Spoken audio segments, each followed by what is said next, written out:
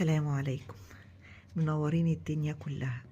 النهاردة طبعا هتكلم معاكم عن الموقف اللي حصل امبارح، حالة الوفاة السيدة اللي انتحرت، ربنا يرحمها ويغفر لها يا رب.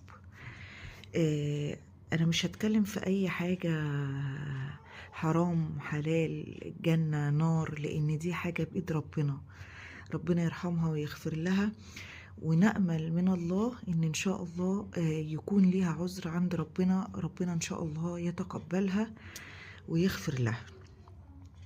لكن اللي انا عايزة اتكلم فيه الحكمة من كده، احنا ليه نعمل في نفسنا كده؟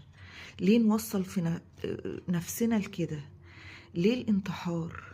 ليه بتزهق روحك؟ ده الروح دي بإيد اللي خالقها. ليه دلوقتي 3/4 الناس اي حاجة مضايقاني ألجأ لان انا اموت وارتاح؟ طب وهو انت كده هترتاح؟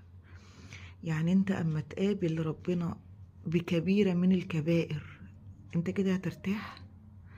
الكفر والايمان ده حاجة بتاعت ربنا، ولكن الانتحار كبيرة من الكبائر، لان زي ما قلت لكم الروح دي بايد اللي خالقها. ليه بنلجأ لكده؟ تاني نقطة ودي الأهم برضو، ليه إحنا نكون سبب من أسباب إننا نأذي غيرنا ونأذي نفسيتهم، ونبقى سبب من أسباب إن هم يلجأوا للانتحار؟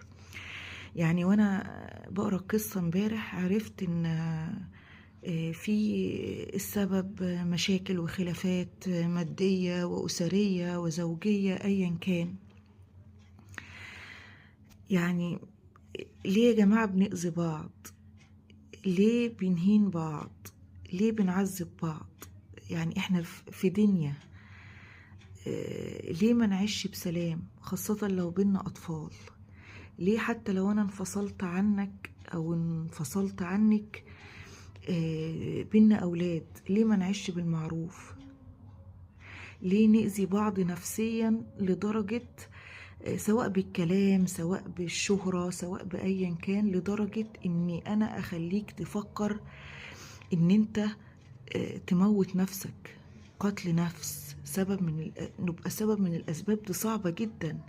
هنعيش ازاي بالشعور ده؟ كل كلمة بنتحاسب عليها، كل كلمة ممكن تكون سهلة وهينة بالنسبة لك لكن بتأذي في غيرك.